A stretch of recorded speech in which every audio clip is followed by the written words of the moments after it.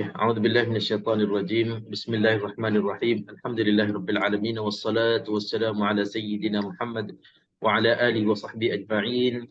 سبحانك لا علم لنا إلا ما علمتنا إنك أنت العليم الحكيم. اللهم فقهنا آمين في الدين وعلمنا التأويل. اللهم ربنا آمين اشرح لنا صدورنا ويسر لنا آمين أمورنا واحلل عقدة من ألسنتنا يفقهوا أقوالنا. ولا حول ولا قوة إلا بالله العلي العظيم. السلام آمين. عليكم ورحمة الله وبركاته. Waalaikumsalam warahmatullahi wabarakatuh. Okey, Alhamdulillah wa syukurillah. Syukur kita kepada Allah Subhanahu Wa Taala pada malam ini diberi peluang untuk kita bertemu lagi di ruang Zoom kelas Asas Tajwid Al-Quran ini untuk bersama kita muzakarah dan murajaah ulang kaji hukum-hukum tajwid yang perlu kita selalu sebut-sebutkan, perlu kita ingat semula, perlu kita uh, bermuzakarah lah. Kita sebut Ya, sesama kita. Bila kita selalu sebut, dia akan rapat dengan kita. Bila dia rapat, selalu insyaallah. kita ingat, selalu kita boleh terbayang-bayangnya, boleh membezakannya. Waktu kita membaca Al-Quran, Masya Allah, hukum-hukum tajwid, segala hukum dia akan datang secara automatiknya. Dia akan datang serentak dengan bacaan kita, maka bacaan kita insya Allah akan dikawal oleh hukum-hukum tajwid. Bila bacaan kita penuh dengan hukum tajwid, dilengkapkan dengan hukum-hukum tajwid, maka insya-Allah bacaan Amin. kita lebih baik dan lebih sempurna. Apa yang kita nak lagi, kalaulah Al-Quranul Karim kita boleh baca dengan baik, kalaulah Al-Quranul Karim berjaya kita baca dengan sempurna. Maksud sempurna ini tiada siapa pun sempurna dalam atas muka bumi ini membaca Al-Quran, sebab ilmu Al-Quran la yantahi. Tidak ada sudahnya dan tidak ada nuktah habisnya. Maksud sempurna sekurang-kurangnya kita rasa macam baca itu ada lancar, dan bila didengar ataupun disemak oleh orang yang lebih alim ataupun lebih pakar bab Al-Quran dan tajwid, tak ada banyak salah kita ataupun tak ada banyak ditegur. Itu dah kira sempurna dan selesa dah. Bila sampai ke tahap itu, Masya Allah, kita akan seronok membaca Al-Quran sendiri. Membaca Al-Quran, kita boleh plan kita nak khatam berapa kali setahun. Kita boleh rancang berapa banyak kita nak baca setiap hari. Lagi-lagi bulan Ramadan, kita boleh rancang awal-awal lagi. Bulan Ramadan ini, target kita berapa banyak kita nak baca Al-Quran Al-Karim. Setiap hari berapa juzu, keseluruhan Ramadan itu berapa kali khatam, khatam sendiri, khatam berkumpulan, khatam baca dalam solat-solat sunnah. Semua itu boleh berlaku sekiranya kita membaca Al-Quran dengan lancar. Tetapi sebaliknya, kalau belum lancar lagi, perkara itu akan tersekat-sekat. Kita tak dapat semua tu. Kawan-kawan lain mungkin dapat. Contohnya kan, antara yang paling tinggi sekali martabat membaca Al-Quran dan khatam ini di bulan Ramadan, seorang itu boleh membaca dan khatam Al-Quran di dalam solat. Ini mungkin tak terfikir lagi kita, tak sampai tahap itu lagi. Saya pun tak sampai tahap itu lagi. Tapi ada orang yang berkemampuan dengan fasahahnya, lancarnya, hafazannya dalam solat sunnah dia, bukan solat tarawih. Tarawih ini kira siapa-siapa pun boleh ikut, siapa-siapa boleh solat. Tapi solat sunnah maksudnya dia ada solat sendiri, contohnya solat-solat malam. Daripada awal malam Ramadan sampai khatamnya, dia baca sendiri dan targetnya dia khatam sendiri, seorang-seorang dia. Itu Masya Allah, kira kelas tinggi sangatlah. Siapa boleh, Masya Allah. Allah Subhanahu Wa Taala dah anugerahkan itu hadiah kepadanya. Tapi kalau kita tak sampai tahap tu pun, biarlah, sekurang-kurangnya ada target kita yang kita mampu. Sekurang-kurangnya paling lemah iman kita, satu kali khatam sendiri. Satu kali khatam dalam masa 30 Ramadan, 30 hari Ramadan itu, ataupun sebulan Ramadan itu. Tapi nak dapat khatam sebulan satu kali pun, dia nak kepada kelancaran itu, nak kepada baca dengan yakin diri, selesa dan juga tak banyak salah. Bila kita banyak salah, kita pula tak selesa. Bila kita banyak lagi tak sempurna, memang tak digalakkan pun membaca secara banyak-banyaknya sendiri-sendiri. Sebab dah tentunya banyak salah kan. Jadi bagi kumpulan yang agak banyak lagi salah, digalakkan membaca surah-surah yang lebih dia lancar sebagai ibadah. Sebab Allah Subhanahu Wa Taala nak terima ibadah kita, nak terima yang baik-baik, nak terima yang sempurna, nak terima yang betul-betul kita usaha buat yang terbaik. Tapi kalau kita dah tahu bacaan kita memang tunggang terbaliknya, memang jauh sangat larinya kalau baca seorang-seorang, yang itu tak digalakkan selalu baca. Kita tak nak nanti sampai satu tempoh tahapnya, kita rasa macam tak perlu lagi guru, kita sendiri guru. Kita sendiri jadi ustaz, kita sendiri jadi semak bacaan kita sendiri. Ada juga orang yang dibisik oleh syaitan, dia tak perlu lagi masuk kelas, campur dengan malasnya, campur dengan sibuk dunianya, dia tak perlu lagi kelas, dia kata dia boleh baca sendiri, khatam setiap bulan dia khatam contohnya kan. Tapi siapa gurunya? Dirinya sendiri. Macam tu tak boleh. Quran Al-Karim tak boleh dengan usaha sendiri, baca sendiri, sebab banyak hukum-hukum kita nak kena perbaiki melalui orang yang menyemak bacaan kita. Contohnya Nabi SAW, Nabi pun berguru dengan Jibril alaihi salam. Kalaulah Allah Subhanahu Wa Taala kehendak, Allah Subhanahu Wa Taala campak kun fayakun terus masuk 30 juzuk dalam dada Nabi SAW, tak mustahil bagi Allah Subhanahu Wa Taala. Tetapi hikmahnya, Allah Subhanahu Wa Taala turunkan Al-Quran secara mufarraqah, secara beransur, ataupun sedikit demi sedikit Al-Quran itu ataupun ayat-ayat suci Al-Quran diturun ikut keperluan semasa Nabi SAW. Sama ada berlaku apa-apa peristiwa, ataupun berlaku apa-apa masalah, ataupun berlaku pertanyaan, kemusykilan dari sahabat, diturunkan ayat untuk nak menerangkan hal-hal hukum hakam Al-Quran dan hukum hakam Islam. Jadi diturunkan sedikit demi sedikit. Begitulah Nabi SAW setiap kali diturunkan wahyu, Nabi menerima dari Jibril alaihissalam secara talaqi. Dan itulah contoh yang terbaik kita sebagai pengikut cara Nabi SAW, sunnah Nabi SAW.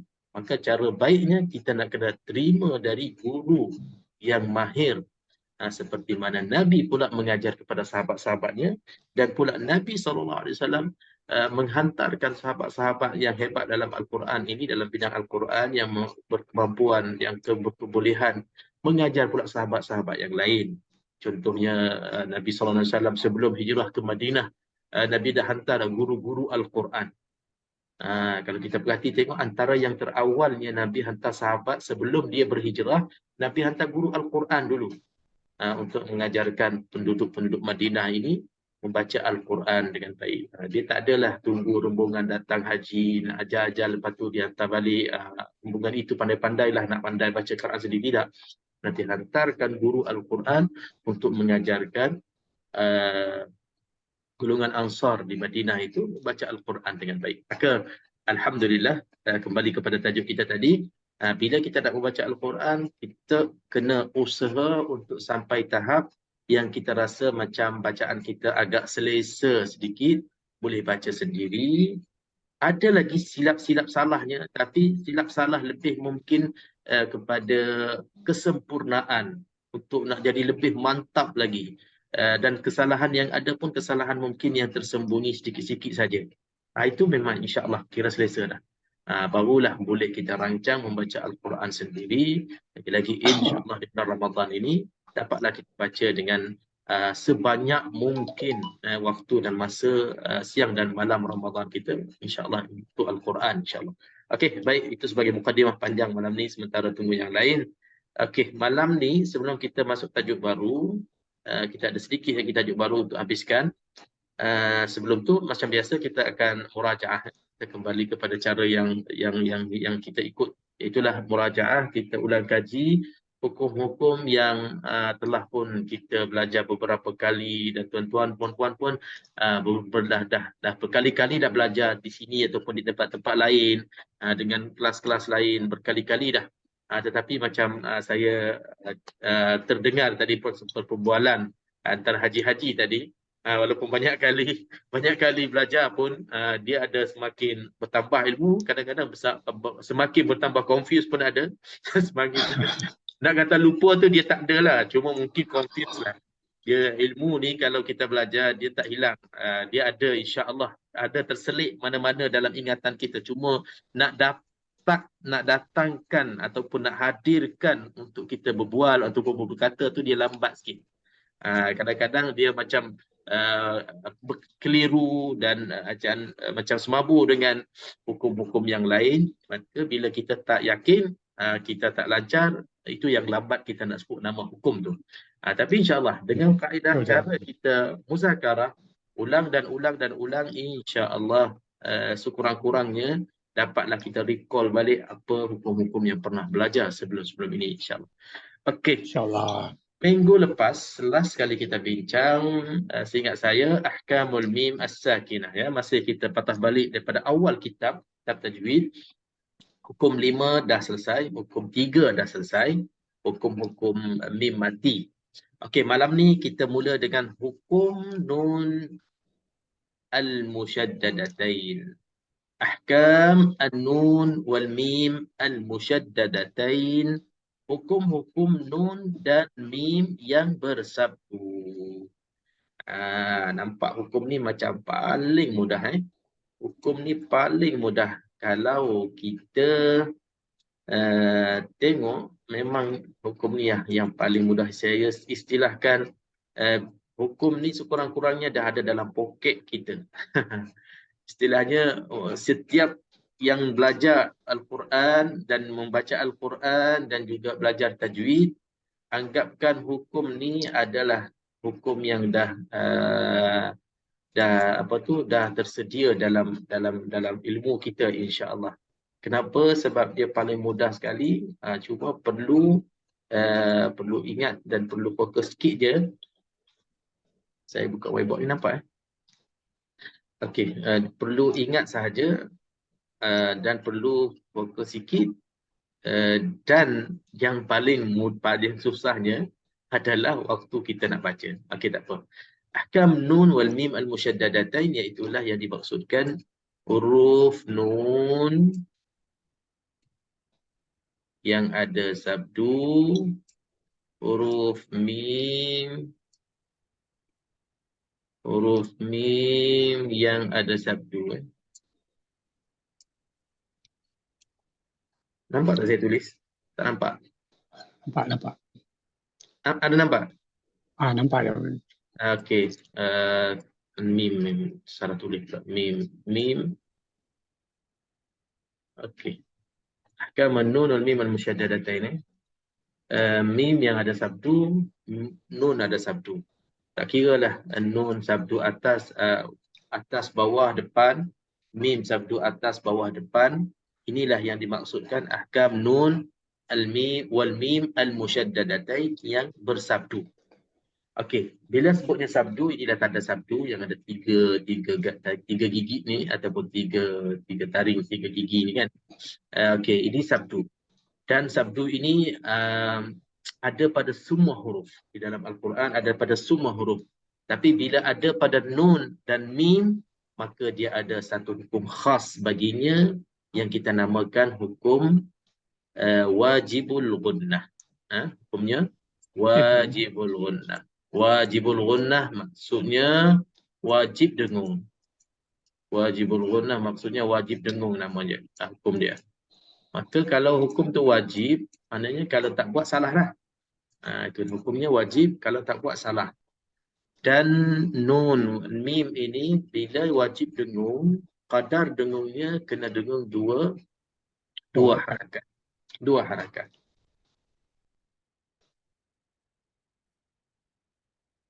Okey, qadar dengungnya dua harakat. Okey, itu paling jelas kan? Paling mudah sekali. Asalkan nun dan mim di dalam Al-Quran yang ada sabdu, tak kira sabdu ni baris atas ke, baris depan, baris bawah, hatta baris mati sekalipun, kalau nun dan mim dimatikan. Bila dia berlaku mati, kalau baris atas, baris depan, baris bawah ni, kalau kita berhenti, maka mim ini dia akan matilah. Dia ada disukun, kan? Bila kita waqaf, dia akan jadi sukun kalau waqaf. Hatta yang waqaf sekali, al-mawquf alaihima, yang diwakafkan ke atas kedua-dua nun dan mim yang ada sabdu ni, tetap masih lagi dengan hukumnya wajib dengung 2 harakat. Jadi ini kadang-kadang terlepas pandang juga bila dia terberhenti, dia tak dengung 2 harakat. Yang berbaris je. Okey, sekarang ni kita dah lebih jelas. Asalkan nun, mim di dalam Al-Quran yang ada tanda sabdu ni ataupun syaddah, maka kita kena dengung 2 harakat. Dengunglah 2 harakat. Okey, saya selalu sebut berkenaan dengan dengung ni sebenarnya kita sebenarnya kena ambil peluang mana-mana perkataan dalam Al-Quran yang ada dengung. Ambil peluang untuk kita dengung betul-betul 2 harakat, sebab dengan kita jaga dengung-dengung ini, bacaan kita akan bertambah baik. Bertambah ada hiasnya, bertambah ada lagunya, bertambah ada gayanya. Sebab dalam dengung yang 2 harakat ini kadang-kadang dia datang lagu. Mungkin dengan cara kita selalu mendengar syekh-syekh, qori-qori membaca Al-Quran, kan? Kebanyakan syekh-syekh dan qori-qori, imam-imam yang hebat-hebat ni ataupun yang bagus-bagus ni dalam recording ni, kalau ada bab dengung, mereka akan melagukan. Imam-imam ni akan ambil peluang untuk melagukan, untuk memberi sentuhan suara yang menarik lah. Jadi kalau kita jaga dengung, jadi sebenarnya dia akan datang tu gaya-gaya tu, gaya-gaya imam ataupun suara-suara yang bagus. Tapi syaratnya kita selalu dengar, kita kena selalu dengar mana-mana imam yang kita suka. Kan ramai dan banyak sekarang ni imam-imam yang bagus-bagus, suara yang jelas, yang suara dia ataupun lagu bacaannya tu tak adalah pelik sangat, tak adalah susah sangat. Bila kita dengar kita rasa macam senang dan hati kita rasa macam tenang. Banyakkan dengar, insya-Allah satu masa bila kita sampai waktu dengung, bab dengung dengan bab panjang, mat-mat, maka bila kita jaga dengung 2 harakat, kita jaga mat-mat itu, insya-Allah dia akan datang gaya yang bagus itu, gaya yang baik itu, dia akan keluar dengan bacaan kita sendiri. Sebab itu kalau orang tanya saya macam mana nak baca Al-Quran ikut imam, katalah imam siapa-siapalah, imam Mekah ke, imam Madinah ke, imam mana lagi, imam Singapura ke, imam mana-manalah, tak kira lah, asalkan bagus kan. Imam Kuala Lumpur ke, imam Terengganu ke, kan. Kalau tanya soalan tu, susah kita nak cakap. Susah kita nak bagi jawapan, susah kita nak bagi jalan yang betul. Tak ada jalan lain kecuali kita nak kena dengar banyak-banyak, tapi jangan campur-campur lah. Peringkat awalnya kita dengar banyak dulu. Pilih yang mana kita rasa macam kita boleh ikut, kita boleh tiru, maka kita dengarlah. Pagi, petang, malam. Kalau betul-betul nakkan kepada gayanya, dengarlah. Tengoklah 1 hari ke, 3 hari ke, seminggu ke, insya-Allah dapat. Dia akan dapat. Jangan terperanjat pula kalau kita dah buat sampai 3 hari ataupun dah sampai seminggu macam tu, pagi dengar, masuk kereta dengar, dalam handphone kita penuh dengan suara itu, surah-surah pun yang sama juga. Jangan terkejut bila 3 hari, 4 hari, 5 hari kita duduk saja-saja pun mulut kita akan main ataupun akan terbunyi. Dia akan bergerak sendiri, dia akan ikut surah yang kita lancar tadi. Itu caranya sebenarnya yang saya boleh kongsikan lah. Akhirnya kita boleh baca dengan gaya baik dan juga ada suara-suara yang katakan bacaan Al-Quran lah, dengan gaya Al-Quran yang bagus. Okay. Kalau tak buat macam tu, sampai bila-bila pun gaya kita je lah yang ada ataupun cara kita je lah yang keluar. Asal bunyi je, itu dah kenal dah suara siapa. Asal bunyi je dah tahu dah siapa yang baca, walaupun tak tengok cam, tak tengok gambar, dah boleh cam dah suaranya. Sampai kita sendiri pun kadang-kadang, saya lah macam saya kan, kalau tak majukan diri, saya sendiri rasa macam bosan bacaan saya sendiri. Kenapa? Sebab asyik sama je kan. Bila dah sampai tahap rasa alamak tak best lah baca, macam rasa macam tak berapa seronok kan. Itu dah kena usaha lah. Nak kena cari pula imam-imam, dengar, perhati. Nanti dia keluarlah sedikit. Dapat sedikit tu tak apa dah. Bila dapat sedikit je lagu dia tu, kita boleh campur-campur gaulkan dengan dengan gaya kita, maka kita seronok membaca Al-Quran. Okey. Okey, kembali kepada nun dan mim musyaddadatain ini, saya ingatkan insya-Allah kepada kita semua, bila kita jumpa je dalam Al-Quran, maka tariklah dengung itu 2 harakat, sempurnakan 2 harakat. Okey, saya pernah sebut di sini, dia terlajak lebih 2 harakat, jangan kurang daripada 2 harakat. Saya selalu sebut, pernah sebut macam ni lah. Biar terlajak 2 harakat, bukan sengaja, tapi biar terlajak tu maksudnya jangan kurang. Kalau katalah kita tak nak kurang, jadi terlebih daripada 2 harakat, dia insya-Allah lebih kurang salahnya berbanding dengan bacaan yang tak cukup 2 harakat. Sebab bila terlajak katakan 2 harakat setengah, kira salah dah tu sebenarnya. Ataupun 3 harakat, 4 harakat, lagilah salah. Sebab dengung ni 2 harakat je, mana datang je 3 harakat kan? Tak ada dengung 3 harakat. Pergilah mana-mana dunia ataupun alam mana pun, dengung memang hukumnya 2 harakat sahaja. Jadi kalau kita terlajak tu, dia lebih kurang salahnya banding dengan kurang 2 harakat. Sebab apa? Kita boleh bagi alasan untuk nak kira 2 harakat itu tak sama kiraan. Selalunya orang nak kira 2 harakat dengan gerakkan jari kan. Okey, jadi jari siapa yang betul-betul 2 harakat? Tak ada siapa boleh declare kata okey, ini kiraan saya ini yang paling betul dalam dunia ni. Tak ada. Mana tak ada. Dia ada orang yang gerak laju. 2 harakat tu dia gerak laju je. 1 2 1 2 2 juga. Ada orang gerak lambat. 1 2 1 2. Ada orang lagi lambat. 1 2 1 2 2 juga. Jadi 3 level tu semua 2 harakat, tapi tak ada yang kata mana yang lebih betul, mana yang lebih sempurna. Dia tak boleh buktikan dan tak boleh tegaskan yang dia paling terbaik, tidak. Tapi kalau yang kurang daripada 2 harakat, kalau yang kurang 2 harakat, macam mana sekalipun kita tak boleh, tak ada alasan dah untuk kita nak kata 2 harakat yang kurang pada 2 harakat itu boleh diterima dalam bacaan. Jadi insya-Allah kalau kita jumpa hukum wajibul ghunnah, cuba kita latih dan selalu biasakan diri kita dengan panjangnya 2 harakat itu, biar agak lebih sikit, jangan rasa macam kurang. Okey, contohnya kan, kita ambillah contoh dalam surah apa yang ada, surah An-Nas lah. Surah An-Nas paling mudah sekali. Semua hafal surah An-Nas, tak perlu saya buka Al-Quran. Okey, surah An-Nas, ayat pertama, ayat kedua semua adanya wajibul ghunnah. Nun yang ada sabdu. Qul a'udzu birabbin nas. Okey, contoh. Kalau kita baca 2 harakat yang agak lajak sikit ataupun ada terlebih sikit, kita bunyi macam ni.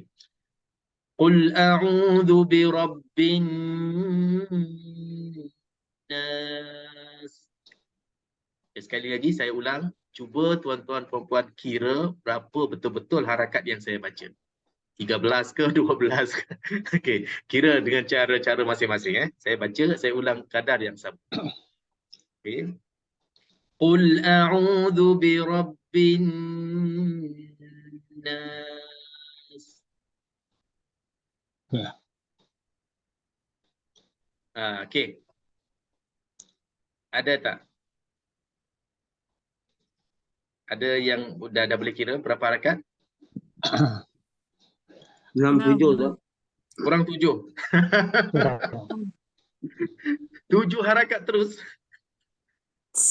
Okey, yang betul dengung saja, bukan yang aridul sukun, yang nas tu jangan. Nas tu tak termasuk. Dengung saja. Jangan campurkan dengung dengan aridul sukun. Aridul sukun tu lain hukum. Okey, yang dengung saja, yang nas panjang tu tak perlu Okay, sekali lagi.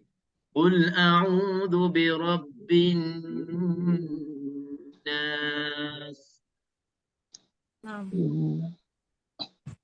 Haji sebut 6. Haji Abdul Rahman sebut berapa? 3. Okey. Siapa lagi sebut? Saya rasa pun macam 3 juga. Haji Samad sebut 3. Baris? Macam Saya rasa macam 8. Haji Nurdin, siapa sebut 8? Haji Nurdin? Saya, Abdul Tidak. Rashid. Haji Rashid. Saya sebut Ya, apa? ya betul Haji Rashid. Hmm. Ini memang ahli sukan ni laju sangat dia gerak jari ni. Okey, ini maksudnya kita dah berapa orang ni dah tak sama dah kiraan kita. Tapi yang pastinya lebih 2 harakat kan? Yang pastinya tak kurang daripada 2 harakat.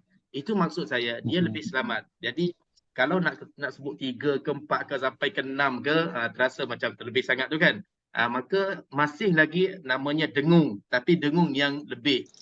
Salahnya apa? Salahnya terlebih. Tapi dengung ada. Hukumnya ada. Tapi kalau baca macam ni, Qul a'udzu birabbin nas.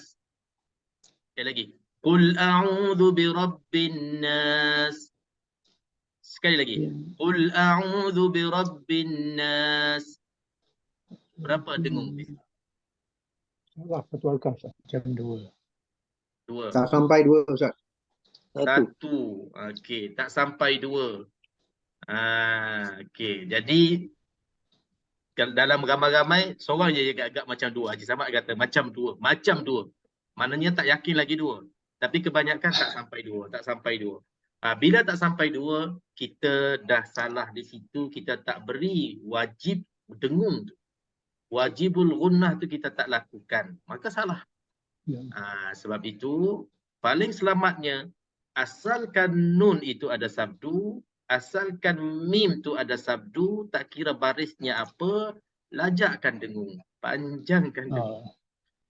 Tajuk ni macam mudah. Tajuk ni antara yang selalu saya kata, hukum wajibul gunnah sepatut ada dalam poket kita. Ingat ni istilah ni. Sepatutnya semua qari-qari'ah membaca Al-Quran, semua hukum yang ada dalam Al-Quran, yang ada sabdu pada mim, yang ada sabdu pada nun, sepatutnya semua kita dah tak salah sebab paling mudah sekali. Kita akan kenal, asalkan nun tu ada tanda sabdu, asalkan mim ada tanda sabdu, maka kita boleh panjangkan dengung 2 harakat. Wajibkan dengung 2 harakat.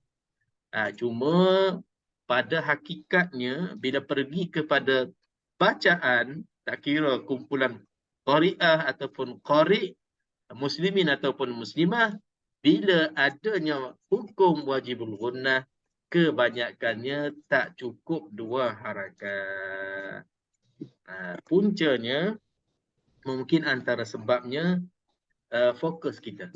Kita kadang-kadang kita nak cari hukum-hukum lain lagi, ataupun mata kita masih lagi perlu melihat perkataan-perkataan yang berikutnya.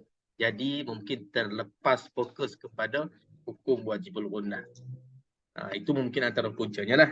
Dan cara untuk kita nak selesaikan masalah itu, kita nak kena latihkan diri kita.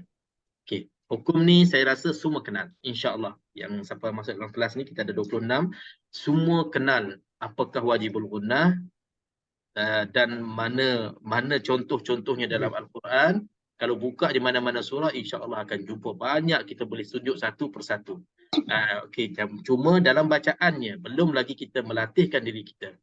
Jadi saya selalu cadangkan untuk kita nak melatihkan satu-satu hukum, kita nak kena buat, nak tak nak kita nak kena buat cara ni. Contohnya malam ni kita belajar wajibul gunnah. Pada diri kita, kita rasa wajibul gunnah kita kadang-kadang mungkin ada terlanggar, mungkin ada terkurang, mungkin ada memang langsung tak ada dengung kan. Okey, jadi kita ambil satu masa untuk nak melatihkan wajibul gunnah sahaja. Kita pilih mana-mana muka surat yang kita nak baca. Okey, dalam bacaan muka surat yang kita pilih tu, kita hanya target kita mencari hukum wajibul gunnah sahaja. Kita baca satu muka surat tu, tapi target kita, fokus kita mana wajibul gunnah dalam ayat-ayat yang kita nak baca dalam satu muka surat itu, maka kita tekan penuh-penuhnya, puas-puasnya. Setiap kali jumpanya wajibul gunnah, tekan, tarik 2 harakat, tarik 2 harakat, tarik 2 harakat. Melatihkan diri kita macam tu, insya-Allah. Bila kita turun padang, masuk dalam kelas, tadarus ke atau tahsin ke ataupun mana-mana kelas, baca di depan ustaz ke guru kita ke, kita akan terbawa latihan tu.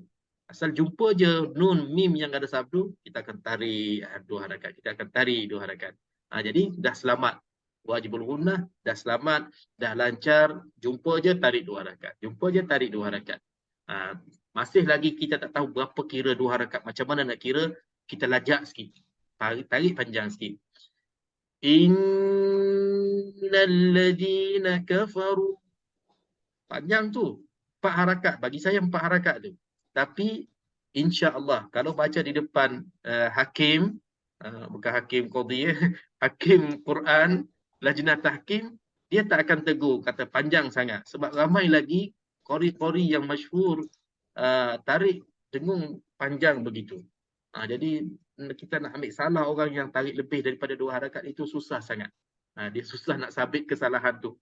Tapi yang kurang daripada 2 harakat, cepat sangat kita boleh kesan kesalahan tu. Okey, saya harap insya-Allah dengan kata-kata tadi, wajib dengung-dengung ni sebenarnya boleh menghiasi bacaan kita, boleh mengindahkan lagi Al-Quran kita sebenarnya. Percayalah. Jangan tak percaya. Dengan adanya dengung tadi, bila kita ambil peluang untuk kita tarik 2 harakat, dia akan tambah seri lagi, tambah cantik lagi, tambah baik, tambah bagus lagi bacaan kita. Jadi ambillah peluang itu, bermula dengan wajibul gunnah, dan bila kita rasa macam betul-betul seronok, kita cari pula hukum-hukum dengung yang lain. Hukumnya idgham ma'al gunnah, iqlab, ikhfa, idgham mitlain saghir, ikhfa syafawi. Dengung-dengung yang lain itu boleh kita buat cara itu wajibul gunnah, maka akan menjadi bacaan yang lebih tertib, yang lebih seronok insya-Allah. Okey. Saya rasa malam ni saya tekan wajibul gunnah sahaja. Sebelum kita masuk tajuk baru, kita buka muka surat. Saya akan share skrin dan saya nak minta qori-qori kita bersedia untuk baca dan kita nak tengok wajibul gunnah dia selamat ataupun tidak. Sekejap ya, saya buka Quran. Tengok, kita pilih je mana-mana muka surat yang keluar nanti. Sekejap. Okey. Sebab apa? Sebab macam saya sebut tadilah, wajibul gunnah kebanyakannya kenal, tapi waktu membacanya dia tak terasa. Saya lah, bila saya cek, tengok, saya semak, saya terasa macam tak puas 2 harakat yang tuan-tuan baca. Nak lebih lagi. Tapi ialah waktu kita baca ramai-ramai, takkan saya nak tegur wajibul gunnah saja. Banyak lagi hukum-hukum lain yang perlu kita tekankan. Jadi malam ni kebetulan kita dah ambil wajibul gunnah, maka kita halusi sikitlah insya-Allah. Sampai kita nak dengar siapa antara qari-qari kita insya-Allah yang sudi baca dan kita perhatikan. Tak apa, saya pilih surah yang mudah sikit. Surah yang mudah yang agak ayatnya pendek-pendek supaya dapat kita baca dengan mudah insya-Allah. Okey, saya share screen. Siapa nak buka Quran pun boleh, muka surat 226. Surah An-Najm. Kita pilih malam ni surah An-Najm dan kita nak tengok ada tak wajibul gunnah dan macam mana kita baca wajibul gunnah sempurna ataupun tidak. Okey, dipersilakan. Siapa nak cuba? Siapa nak ambil bahagian ini untuk mencuba macam mana wajibul gunnah masing-masing? Saya cuba Ustaz. Okey, fadhal insya-Allah. Baca ayat yang pertama je Ustaz. Dah baca sampai saya kata sampai saya rasa cukup-cukuplah. Boleh sikit-sikit dah. InsyaAllah. Bismillahirrahmanirrahim. Wan najmi iza hawa. Okey, sekejap. Bila dah ada kesan kesalahan tu, terus kita kena stop kan. Okey, Haji Abdul Rahman perasan kan? Pasal nun tu ada sabdu dah atas. Okay. Nun pertama dah ada sabdu. Okey, jadi itulah bila kita jumpa macam ni, tugas kitanya nak kena tarik panjang lebih daripada 2 harakat. Jadi macam wan najmi idza itu baru 1 harakat. Belum lagi 2. Okey, cuba sekali lagi. Wan najmi iza hawa. Boleh, masya-Allah. Okey, alhamdulillah. Itu bagus. Maknanya terlebih 2 harakat itu kita rasa macam betul-betul ada dengung di situ. Ada dengung, ada gunnahnya. Tapi kalau wan najmi idza hawa, kadang-kadang kita nak fokuskan ada qalqalah di situ, tapi kita terlepasnya wajibul ghunnah. Okey, teruskan. ما ضل صاحبكم وما غوى Terus. وما ينطق عن الهوى. Okey, perhatikan di sini ayat yang ketiga, dia tak ada wajibul ghunnah tapi dia ada dengung. Ada dengung di sini, nun mati bertemu dengan ta, ikhfa haqiqi ya. Ikhfa haqiqi dengung juga, tapi bila kita tak dengung sama dengan wajibul ghunnah, dia nampak sangat dua harakat tu dah kurang. Contohnya wan najmi idza hawa. Ayat yang ketiga wa ma yantiqu 'anil hawa. Ada dengung sikit tapi tak cukup dua harakat. Dia akan nampak terang. Jadi mungkin kita boleh jadikan sebagai wajibul ghunnah ni yang mudah, mana-mana nun dan mim yang ada sabdu, kita boleh jadikan sebagai contoh ataupun garis panduan kita untuk kita nak tarik dua harakat dengung yang hukum-hukum dengung yang lain. Jadi boleh jadikan sebagai contoh. Kalaulah ayat pertama kita dah baca wan najmi idza hawa, ayat ketiga yang ada dengung untuk ikhfa pun sama. Wa ma yantiqu 'anil hawa. Kalau kita ada lagu wan najmi idza hawa wa ma yantiqu 'anil hawa, kita boleh gayakan, kita boleh lagukan di celah-celah dua harakat itu sahaja. Belum lagi jumpa 4 harakat yang mat lagi, banyak lagi gaya dalam lagu Quran. Okey, terus satu lagi Haji Abdul Rahman. In huwa illa wahyun yuha. Di sini ada satu dengung, tanwin bertemu dengan ya, wahyun. Di situ idgham ma'al ghunnah. Cuba tarik panjang. In huwa illa wahyun yuha. Belum cukup dua harakat. Wahyun yuha. Wahyun. In huwa illa wahyun yuha. Okey, boleh latih, insya-Allah boleh latihkan lagi. Segala hukum-hukum dengung kena contohkan wajibul ghunnah. Kalaulah Haji Abdul Rahman dan yang lain boleh dah tarik wan najmi, boleh tarik panjang sepanjang itu. Jadi begitulah hukum-hukum dengung yang dua harakat yang lain, sama ada idgham ma'al ghunnah, iqlab, ikhfa dan juga ikhfa syafawi mithlan saghir. Kita tarik macam tu, baguslah. Maknanya kita akan terasa dalam bacaan kita, masya-Allah, semua dengung itu berdengung betul. Okey, alhamdulillah. Okey, seorang sama-sama. Okey, seorang lagi insya-Allah. Cuba nak cuba. Saya cuba Ustaz, saya cuba. Insya-Allah pelajar baru kita, insya-Allah. Tafadhal. Okey, silakan Haji. Wan najmi Haji, kejap. Semangat tu, insya-Allah. Sambung terus, sambung ayat yang kelima tadi. Ayat kelima. Yang Allamahu syadid. Bagi sambung. Dia banyak lagi hukum lain. Allamahu syadidul quwa zu mirratin fastawa. Zu mirratin fastawa. Okey, di sini ada tanwin di sini. Ada tanwin bertemu dengan fa, sama juga ikhfa haqiqi. Cuba tarik dua harakat. Tim fastawa. Zu mirratin fastawa. Okey. Lagu ada tapi dengung belum kena lagi. Belum dua harakat lagi. Itulah contoh antara contoh bacaan yang perlu ditambahkan lagi kadar dengung dua harakat. Zu mirratin fastawa. Contohnya tinggi kan? Tapi dengung tu belum sampai tahap dua harakat. Zu mirratin fastawa. Kita kalau kira-kira mad asli dua harakat, dengung dua harakat, sebenarnya kadarnya sama je. Tempoh sepatutnya sama. Contohnya zu dua harakat kan. Mirratin itu dua harakat. Contohnya, du tu dua harakat mat asli. Tinfa itu dua harakat untuk dengung ikhfa. Dua harakat sepatutnya tempoh dan kadar panjang itu sama. Tapi sebenarnya tidak. Dia dua harakat untuk mad, dia tak sama dengan dua harakat untuk dengung.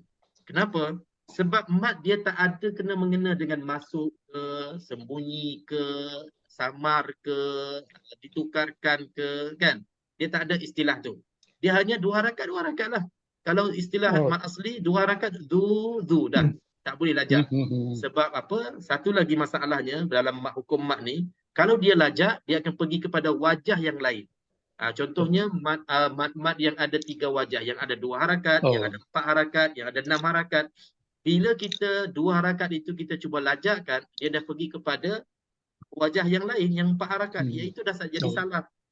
Sama ada kita dah ubah wajah, ubah 2 harakat kepada 4, ataupun kita dah pindah mad asli pergi kepada mad lain. Itu terang salahnya kalau terlebih.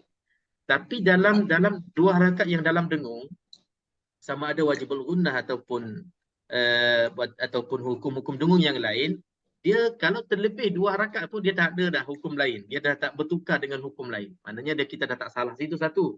Yang keduanya, dia ada pula dia macam delay 2 harakat itu, tak betul-betul 2 harakat, agak lebih, sebab dia ada proses untuk kita nak berpindah, kita nak masuk ke dalam huruf yang berikutnya, kita nak tukar, kita nak semabukan, kita nak sembunyikan, samar-samarkan. Itu yang boleh tak samanya kita dengar orang baca 2 harakat mad asli ataupun jenis mad ni yang 2 harakat berbanding dengan 2 harakat yang ada pada dengung. Contohnya saya baca zu, berarti zu dengan tin, zu dengan tin.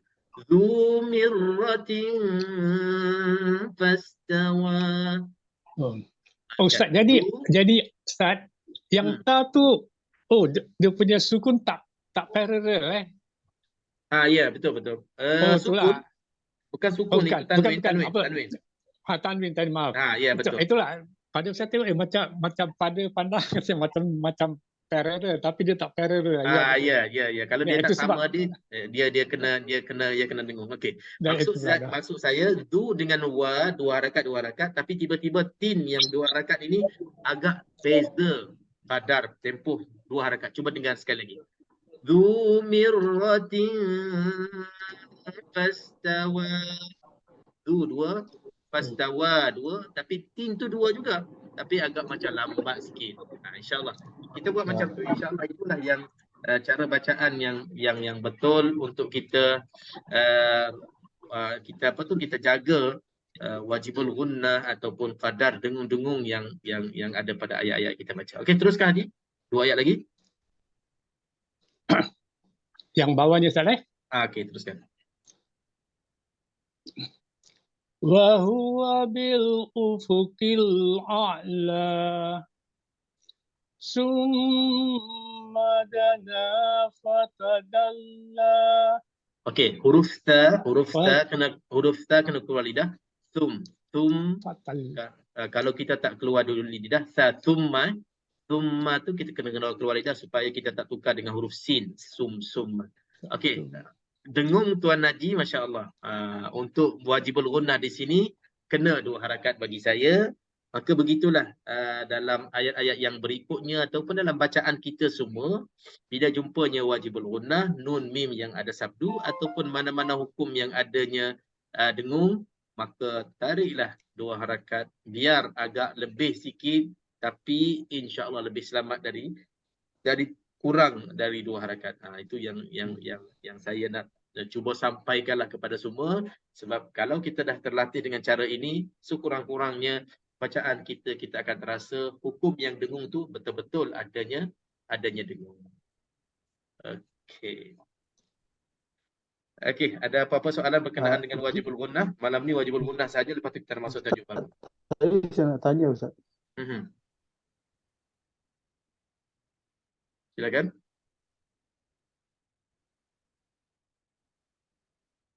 Suara tak ada. Dan bim tasdid Ustaz. Sekali lagi. Kita nun dan min tasdid sabdu di atas tu kita baca dengan dengung dan dua harkah. Tapi adakah kita nak kena baca dua harkah juga? Ada Ustaz ayat apa Ustaz nampak? Saya lupa tadi. Ada Ustaz tunjukkan tadi tu. Ya, saya tak Ayat berapa nombor clear lah 5. soalan-soalan tu macam mana? Sekali. Ustaz. Okey. Ustaz tunjukkan tadi ayat tadi. Okey, ayat tadi ya. Okey. Maaf Ustaz ayat kelima Ustaz. Allama itu lam tasdid Ustaz. Bukan nun ataupun mim tasdid.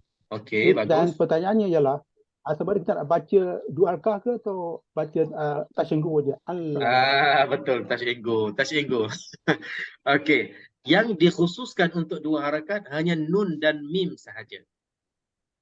Yang dikhususkan untuk panjang dua harakat, dengung dua harakat hanya huruf nun dan mim yang ada sabdu. Dan saya sebut tadi, sabdu ni, tasydid ini, syaddah ni, dia berlaku dan boleh ada pada semua huruf hijaiyah. Ba, ta, sampai ya. Sampai ya. Semua ada huruf A bersabdu, Ba bersabdu, Ta syaddah, Ya syaddah, Mim syaddah, Lam syaddah. Boleh jadi. Semua ada dalam Al-Quran. Tetapi yang kena tarik dua harakat wajib dengungnya hanya huruf nun dan mim sahaja. Huruf lain macam contoh ayat yang kelima, allamahu. Lam di sini ada syaddah. Tetapi tak perlu kita nak tarik dua harakat. Allamahu. Salah. Kalau kita buat macam tu salah sebab dia bukannya hukum wajib dengung ataupun wajib tarik dua harakat. Kita hanya baca istilah macam touch and go tu mungkin saya setuju. Tetapi yang lebih jelas sekali, mana-mana huruf yang ada saddah, ada sabdu, kita kena ingat yang kerap kali juga kita jelaskan. Contohnya huruf di sini yang dalam contoh yang ayat kelima ni, huruf lam. Huruf lam, okey. Mana-mana huruf syaddah, dia berasal dari dua huruf. Kalau lam, kita tulis di sini. Kalau lam contohnya,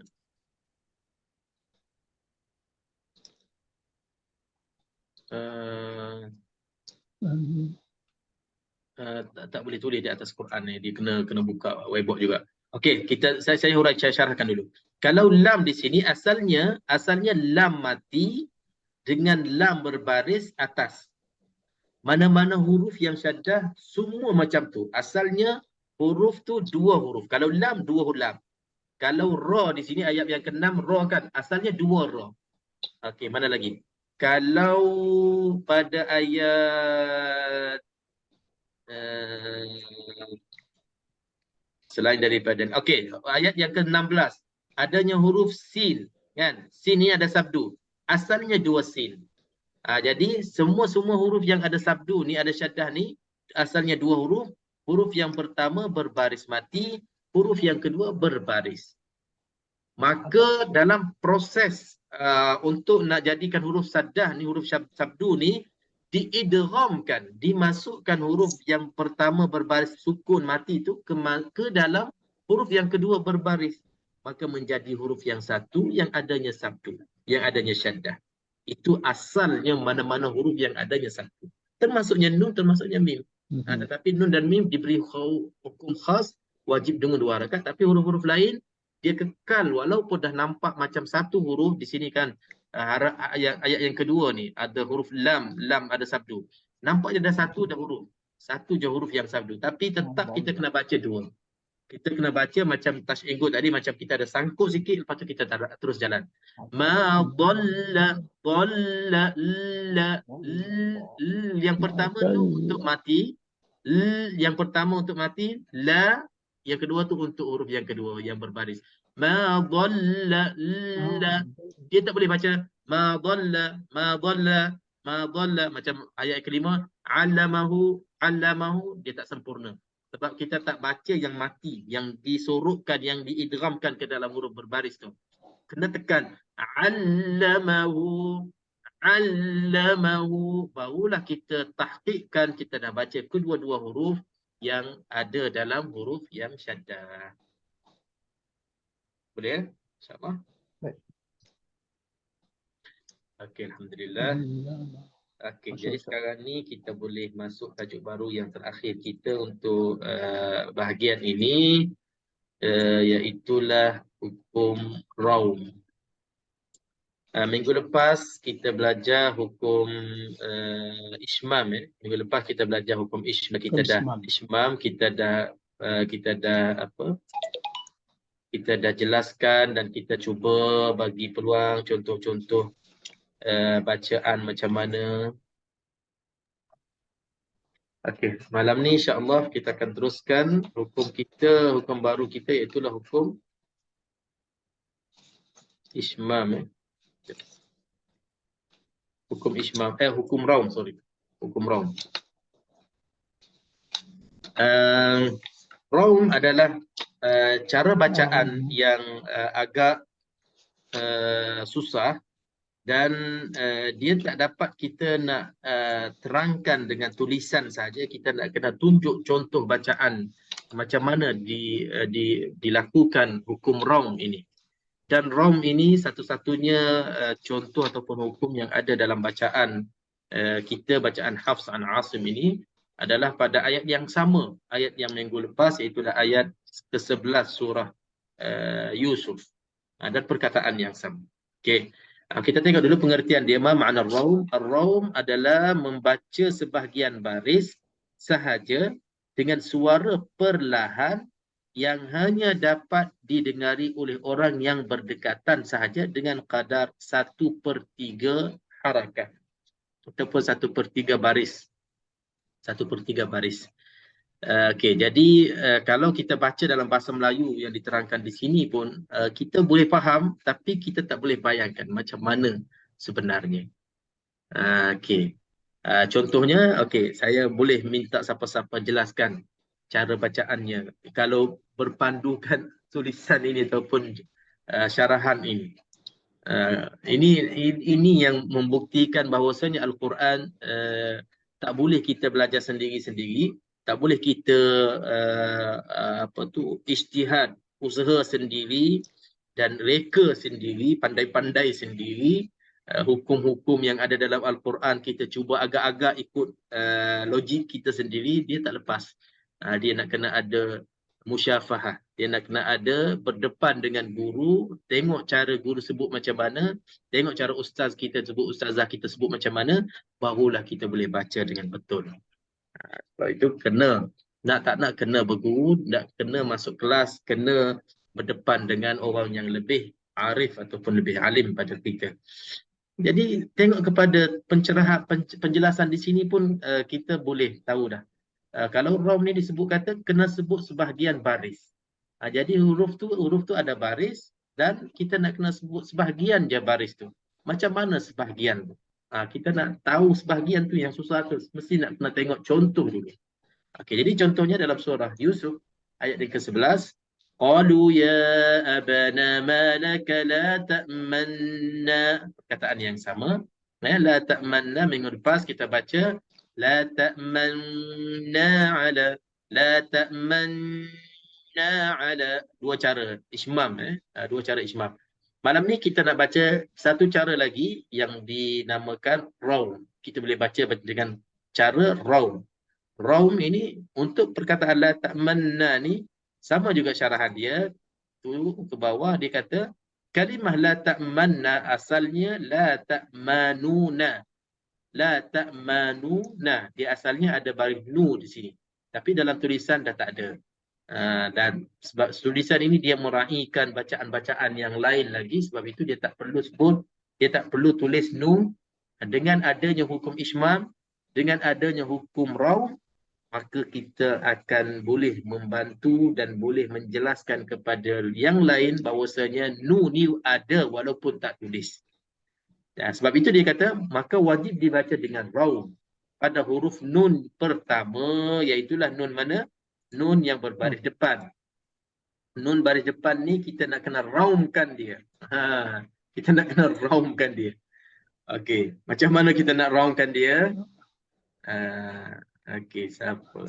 Kita habiskan dulu syarahan. Dapat dikenal dengan tanda macam ni lah. Tanda macam kristal ni di atas huruf mim. Hanya terdapat satu Quran dalam Al-Quran, iaitu dalam surah Yusuf. Okey, macam mana kita nak raungkan ini? Pada bacaan nanti, kalau kita dengar bacaan yang mendata ataupun yang biasa, dia akan satu level je baca suara kita. Suara kita akan jalan straight je. Semua huruf yang berbaris, dia akan bunyi straight je. Pada huruf yang kita nak raung ini, kita agak macam kita akan perlahan seketika suara kita turun sekadar bunyi suara kita sedikit. Kita turunkan bunyi suara kita sedikit, perlahan sedikit untuk huruf yang kita nak raung. Pada perkataan ini huruf nun yang berbaris depan. Pada nu di sini kita kena perlahan sedikit, dan untuk na pula kita akan naik balik seperti mana huruf-huruf yang sebelumnya. Dan berikutnya huruf-huruf yang lain. Pada nu saja. Raung itu kita akan perlahan seketika, sekejap dengan cara cepat, pantas, dan terus na yang berikutnya itu kita akan kembali level bacaan kita, suara kita yang sama. Sebab itu dia kata bihaitsu yasma'ukal qarib dunal ba'id, dengan kira-kiranya orang yang dekat mungkin sempat dengar raung nu kita tu, dan yang jauh dia tak boleh dengar. Tapi dengan bahasa mudah, untuk huruf yang kita nak raung itu kita macam kita bisik. Huruf yang biasa kita sebut macam biasa. Untuk huruf yang kita nak raung kita macam kita membisik sekejap. Yang dekat mungkin sempat dengar, yang jauh tak boleh dengar. Tapi kalau yang jauh boleh dengar, maknanya bukan bisik dah tu, bukan raung dah tu. Dah jadi jelas, kan? Jadi nak kena perlahan sekejap, lepas tu naik balik untuk na, jelaskan balik, terangkan balik, seperti mana bacaan-bacaan yang sebelumnya dan yang selepasnya. Ini penjelasan sahaja, belum lagi bagi contoh bacaan tu macam mana. Sebelum saya bagi contoh bacaan tu, bagus juga kita persilakan qari'ah kita untuk cuba raungkan huruf nun bagi depan di sini. Dipersilakan, siapa nak cuba? Tafadhal, siapa?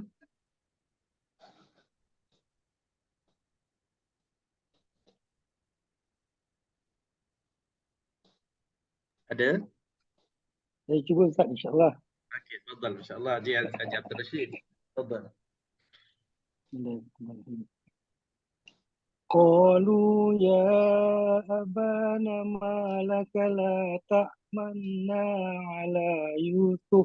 Belum. Okey, supaya kita tak ada panjang sangat, ambil malaka saja. Malaka la ta'manna. Okey, baca secara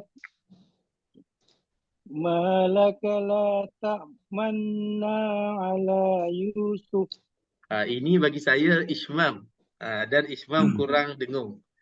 Belum lagi rom. Tak apa. Nanti Haji Abdul Rashid tengok siapa-siapa lagi. Lepas tu kita tengok yang last sekali macam mana siapa yang dapatkan Ismam, dapatkan rom yang betul, insya-Allah. Okey, siapa pula nak try? Cuba. Dan wajah ini, wajah rom, wajah yang susah sebenarnya. Saya pun kadang-kadang tak lepas. Tapi cubalah kita sama-sama cuba. La ta'manuna. Okey. Haji Muhammad Abashir, okey. Fadlan. Ustaz, saya naikkan atas sikit kan? Saya tak buka Quran, Ustaz. Naikkan atas sikit. Ni, boleh. Tadi bacaan tadi, surah yang tadi. Bukan ada surah. Ni la tak. Okey. Ambil yang surah. Malaka la ta'manuna. Sekali lagi. Malaka la ta'manuna. Masya Allah, Alhamdulillah. Sebab saya pakai earpiece ni memang jelas bunyinya nu, seolah-olah dia membisik lah. Bisik tu terus masuk ke telinga, dengar nu tu yang perlahan. Itu maksudnya. Itu contoh yang boleh, yang lepas lah insya-Allah. Nu bunyi didengari tetapi suara yang halus, suara yang perlahan banding dengan la, ta dengan na. Nu tu yang diperlahankan. Okey, bagus, alhamdulillah. Okey. Lain lagi insya-Allah, siapa nak cuba wajah raung?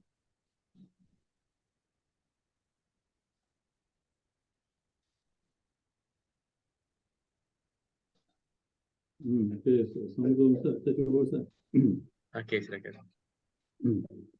Auzubillahi minasyaitonir rajim.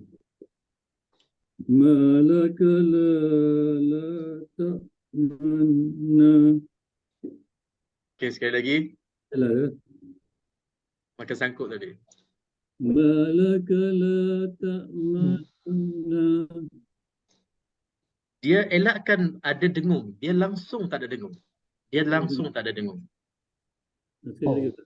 Sekali lagi boleh. Malaka la ta'manna. Hampir tapi macam jelas sikit. Terlebih jelas pula. Terlebih nu tu macam dah terang bunyinya. Ramai orang dengar. Dia macam perlahan. Sorok sikit. Nu tu. Allah Okey. sekali dia. Okey, boleh. Auzubillah minasyaitanir rajim. Malaka la ta'manuna. Dia masih lagi. Ada sikit lagi. Dia macam dah perlahan. Tapi nakkan perlahan sikit lagi. Nanti saya bagi contoh lah. Okey, sebelum saya nak bagi peluang kepada yang lain lagi, mungkin ada yang bertanya, kenapa susah-susah ni? Kenapa nak belajar yang susah-susah ni? Kan baca je lah. Dengung 2 harakat. Kan belajar tadi wajibul gunnah. Ini kan ada sabdu atas nun. Terus wajibul gunnah je lah. Tak payahlah nak isma, nak raw. Boleh tak? Ada yang tanya macam tu. Kalau ada tanya macam tu, kita kena jawab macam ni. Sebenarnya, kita dah tak ada pilihan. Kita tak ada pilihan untuk nak baca wajibul gunnah yang kita belajar tadi. La ta'manna. Tak ada pilihan.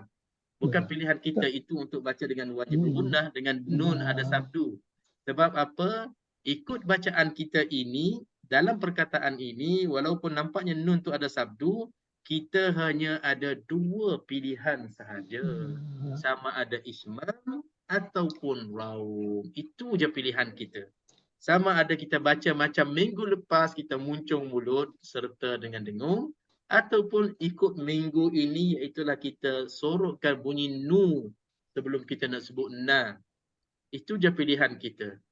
Habis kalau sebelum ni tak pernah buat macam tu, maknanya salah lah tu kalau baca ayat ni. Kalau sebelum ni sampai ayat ni kita tak pernah muncul mulut, tak pernah sorok-sorok nu, tak pernah perlahan nu, maka bacaan kita tu salah lah untuk ayat yang 11 ni. Itu saya boleh cakap. Sebab dalam ayat 11 ni, hukum yang khasnya ataupun hukum ganjilnya untuk bacaan Hafs an Asim yang kita baca ni, hanya kita diberi pilihan 2, sama ada ismam ataupun raw. Jadi tuan-tuan nak tak nak, bila nak khatam dalam bulan Ramadan ataupun bila-bila kita nak khatam sampai ayat ni, nak kena betul-betul ambil serius juga untuk kita perbetulkan sebutan raw ataupun ismam. Pilihlah yang mana mudah bagi kita, maka lepaslah.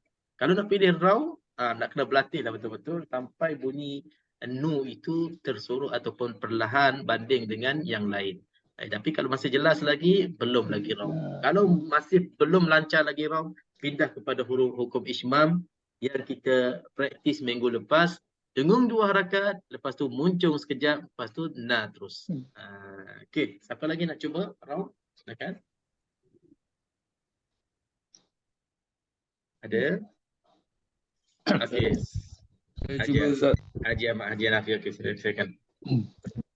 Malaka la ta'manna. Sekali lagi. Malaka la ta'manna. Dia macam tak timbul langsung, walaupun saya dah cuba dengar penuhnya, nu tu tak timbul. Dia macam tersorok terus.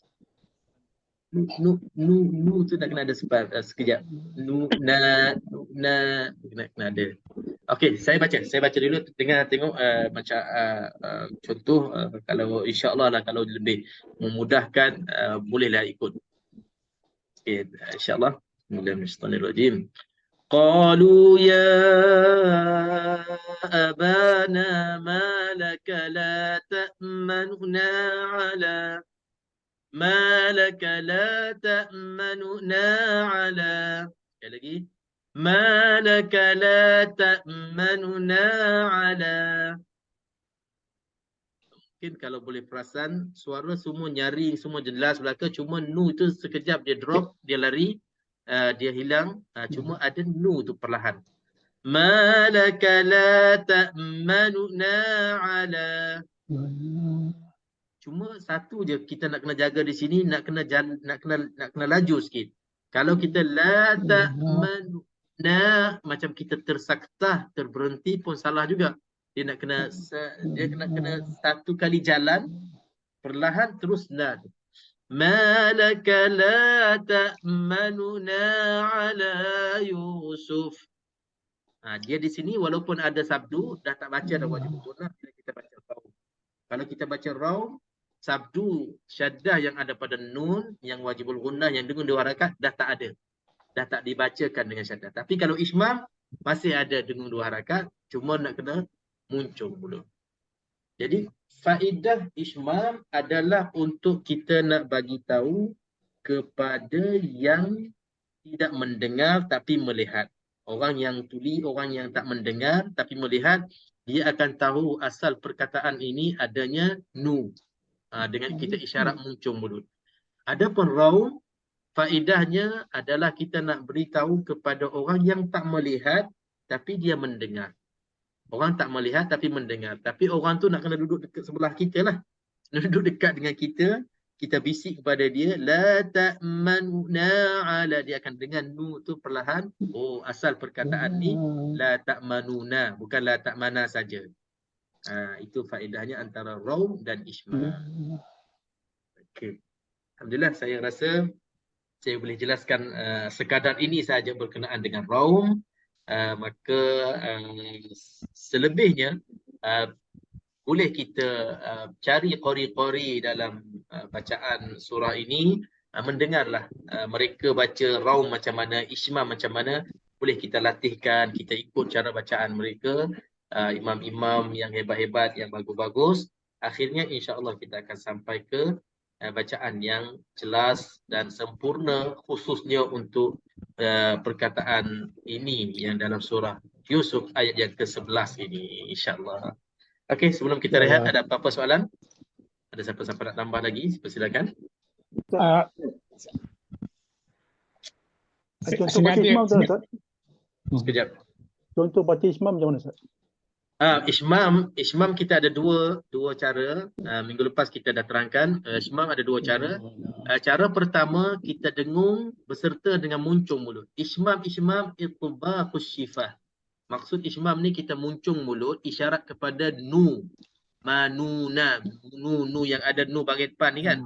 Kita muncung mulut. Tapi cara pertama, kita dengung 2 harakat beserta dengan muncung mulut. Boleh tengok. La ta'manna ala.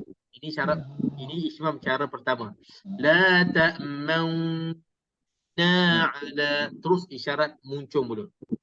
Cara yang kedua, yang mudah sikit, kita dengung dulu 2 rakaat macam wajibul gunnah. Lepas tu hujung-hujung tu kita baru muncul mulut sekejap. Contohnya, la ta'manna ala. Ini agak mudah. Kita dengung 2 rakaat dulu, 2 rakaat untuk wajibul gunnah, lepas tu muncul sekejap. La ta'manna ala. Ini ismam. Okay. Dua senang sikit. Okey, ada lagi soalan? Ustaz, saya setakat nak bertanya je berkenaan dengan ismam atau yang ini, Ustaz. Kalau orang dalam peraduan musabakah, bagaimana pengadil mengadili diorang? Okey, pengadil akan mengadili mereka ikut bacaan mereka. Jadi bacaan mereka, katakan pertandingan musabakah tilawah ataupun hafazan antara bangsa, dah tentunya yang datang dari negara-negara barat, contohnya daripada Morocco, Libya, Tunisia, Algeria, Afrika, kebanyakan tak baca macam kita. Bahkan setengah mereka kalau dengar bacaan kita macam salahlah bacaan kita, sebab mereka dah biasa dengan bacaan lain. Mereka akan baca qalun, mereka akan baca warsh, mereka akan baca qiraah-qiraah lain. Mungkin ada antara mereka baca Hamzah, khalaf an Hamzah. Banyak lagi bacaan-bacaan yang betul yang diajar oleh Nabi SAW. Jadi bila dia masuk dalam pertandingan, sebab itu kita akan dengar peserta ini ataupun qari ini akan baca bacaan apa dan apa. Dia akan sebut tu. Qari ini, tilawah ini akan baca riwayat qalun dari Nafi'. Dia akan sebut tu. Qari ini akan baca riwayat Hafs dari Asim. Jadi pengadil akan adil dan akan kira markah ikut bacaan itulah. Sebab bacaan Hafs bila sampai ayat ni kena baca sama ada Ishmam dan Raum. Dia pilih salah satu, okey lah, maknanya lepaslah. Tapi kalau bacaan lain yang tak ada Raum, tak ada Ishmam, dia tak boleh buat Raum di sini. Ikut kaedah bacaan dia. Terima kasih. Okey, ada lagi insya-Allah. Alhamdulillah. Kalau tak ada apa-apa kemusykilan ataupun apa masalah yang belum jelas, insya-Allah lah kita cuba bincang-bincanglah insya-Allah dengan grup-grup lain, ustaz-ustaz lain, dengan ustazah-ustazah yang hebat lain, insya-Allah mungkin tambah lagi ilmu kita. Yang pentingnya insya-Allah apa yang kita kongsikan pada malam ini, baik hukum dengung ataupun hukum Ishmam, hukum Raum, mudah-mudahan insya-Allah menjadi bekalan ilmu kita waktu kita membaca Al-Quran sendiri. Sendiri ini seorang-seorang ini perlu kepada ilmu, sebab kita dah akan jumpa hukum-hukum ini dan kita dah tak boleh bertanya siapa ada sebelah kiri kanan kita, maka gunalah ilmu kita. Tapi kalau rasa macam ragu-ragu lagi, jangan kita beranikan, telefonlah tanya siapa-siapa sahabat-sahabat kita yang agak mereka boleh membantu. InsyaAllah dapatlah kita baca dengan baik Al-Quran, dan bila sempurnanya maka Allah SWT suka untuk kita membaca Al-Quran dengan baik dan sempurna, dan insyaAllah kita akan dapat pahala dan ganjaran yang dijanjikan oleh Nabi SAW. Terima kasih kepada semua untuk malam ini. Apa yang dikongsikan insya-Allah semoga bermanfaat. Sampai kita jumpa lagi insya-Allah. Subhanakallahumma bihamdika asyhadu an la ilaha illa anta astaghfiruka wa atubu ilaik. Sebelum itu, sebelum saya lupa, masya-Allah, saya diberi amanah dan ada permintaan di sini. Permintaan sekejap okey, berlakunya kemalangan dia ni semalam, baru jugalah berlaku, suami isteri terus meninggal, masya-Allah.